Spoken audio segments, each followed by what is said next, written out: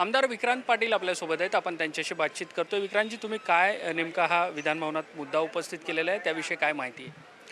मालेगाव महापालिका क्षेत्र आणि नाशिकच्या आसपासचा परिसर या भागामध्ये जे अनधिकृत कत्तलखाने चालतात त्या माध्यमातून जनावरांची कत्तल केल्यानंतर तयार होणारं रक्तमिश्रित पाणी हे गोदावरी नदीचं पात्र असेल जे नाशिकच्या जवळ आहे आणि मालेगावच्या जवळ असणारं मौसम नदीचं पात्र जिथे गिरणा नदीचाही संगम होतो अशामध्ये विदाऊट प्रक्रिया सोडलं जातं.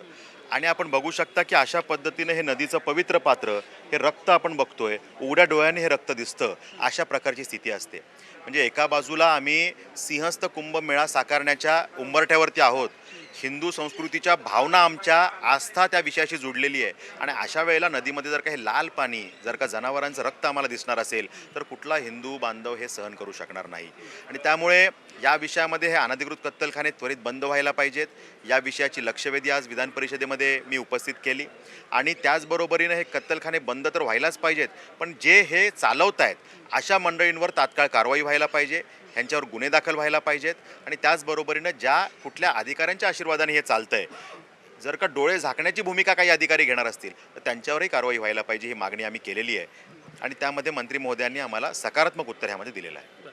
काय नेमकं सकारात्मक उत्तर दिलेलं आहे आणि कशा पद्धतीने हा जो विषय आहे तो सोडवण्याचा शासनाचा प्रयत्न असेल? यामध्ये आम्ही मागणी केली की याच्यामध्ये त्वरित गुन्हे दाखल ह्या सगळ्या मंडळींवर व्हायला पाहिजेत. म्हणजे ह्याच्यापूर्वी 27 असे व्यावसायिक आयडेंटिफाय केले गेले, त्यांना सूचना दिल्या गेल्या, त्यांच्यावरती कारवाई प्रस्तावित केली गेली, पण ठोस कारवाई झाली नाही. आणि त्याच्यामुळे अशा मंडळींचं मनोबल वाढतं, सब चलता आहे अशा भावनेतनं जर का काही मंडळी काम करणार असतील तर त्याच्यावरती ठोस भूमिका घ्यावी लागेल. आणि म्हणून लक्षवेधीच्या माध्यमातून आम्ही हा विषय समोर आणला आणि याच्यामध्ये आता या कत्तलखान्यांवरती कारवाई होईपर्यंत आम्ही शांत बसणार नाही. आम्ही सांगितलं ही कारवाई पाहिजे. त्याचबरोबरीनं हे जी कोणी चालवणारी मंडळी आहे ते 27 लोक पूर्वीचे असतील, अजून कुठले लोक असतील, पोलीस डिपार्टमेंटनी शोधावं, हे पाणी कसं काय त्या नदीमध्ये चाललंय हे शोधावं आणि त्या माध्यमातून त्यांच्यावरती कारवाई करावी, गुन्हे दाखल करावे ही मागणी केली आहे आणि अधिकाऱ्यांवर कारवाई करावी ही मागणी केलेली. कारण शेवटी सिंहस्थच्या उंबरठ्यावरती आपण असताना जरी असं घडणार असेल आणि गोदावरी नदीचं पात्र त्यात असं घडतं, त्या ठिकाणी ह्या आमच्या मौसम नदीच्या पात्रात असं घडतं, हे कुठलाही हिंदू बांधव सहन करू शकत नाही.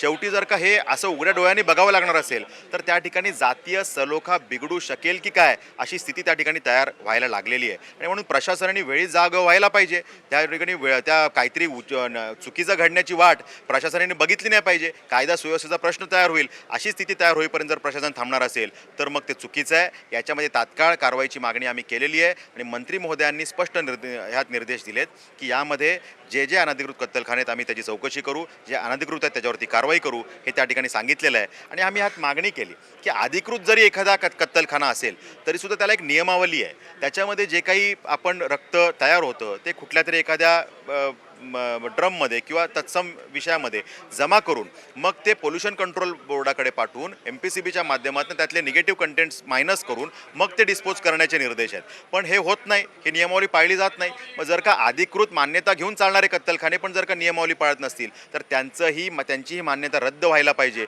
ही सुद्धा आमची मागणी त्यात आहे. आणि त्यामुळे अशा पद्धतीने ह्यात आम्ही फॉलोअप करतोय.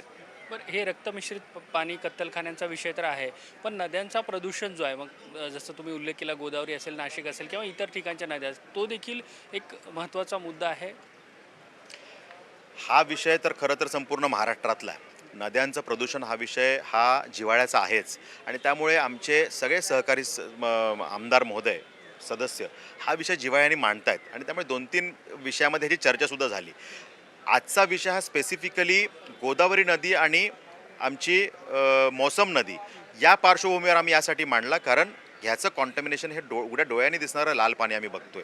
आणि मग जर का सिंहस्थ कुंभमेळा एका बाजूला आम्ही त्याच्यावरती एक बजेट अलोकेट करून हा सगळा परिसर सुंदर असला पाहिजे, जगभरातनं लोक येणार आहेत, त्यासाठी आमचं सगळं हे सुशोभीकरण व्यवस्थित असलं पाहिजे आणि आमची नदीची पात्र स्वच्छ असली पाहिजेत, ही भूमिका आणि भावना सरकारची आहे. मग जर का या पद्धतीनं सरकार चांगलं काम करतंय पण मग अधिकारी जर का डोळे झाकून जर का कुठेतरी या सगळ्या अजेंडाला गालबोट लावणार असतील तर त्या अधिकाऱ्यांवर कारवाई व्हायला पाहिजे, ही आम्ही मागणी केली. आणि जर का हे कत्तलखाने असे कोणाच्या अभय कोणाच्या असेल आणि त्यांनी चालत असतील तर त्या अभय देणाऱ्यावर पण, त्या व्यावसायिकावर पण आणि त्या कत्तलखान्यावर पण कारवाई व्हायला पाहिजे.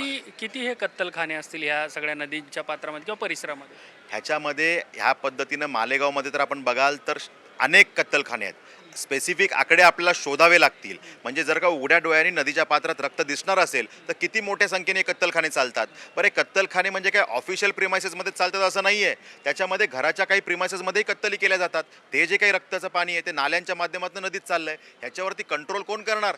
महापालिकेचे अधिकारी झोपा काढतात का? हा प्रश्न आम्ही त्या ठिकाणी विचारतोय. आणि त्यामुळे त्यांच्या सगळ्या अधिकाऱ्यांवर कारवाई व्हायला पाहिजे आणि पोलिसांनी हे शोधणं त्यांचं काम आहे. शेवटी ह्याच्यामध्ये काही गोष्टी नजरेला दिसतात, पण अशा अनेक गोष्टी ज्या नजरेला दिसत नाही हे शोधून काढून मग महापालिकेचे अधिकारी, पोलीस डिपार्टमेंट यांनी जॉईंट मोहीम चालवली पाहिजे आणि या माध्यमातून शोधून जे जे कोणी दोषी आहे त्याच्यावर कारवाई केली पाहिजे. ठीक, धन्यवाद ही सगळी बातचीत केल्याबद्दल. व्हिडिओ जर्नलिस्ट प्रतीक जाधवसह मी देवेंद्र कोलटकर, NDTV मराठी, मुंबई.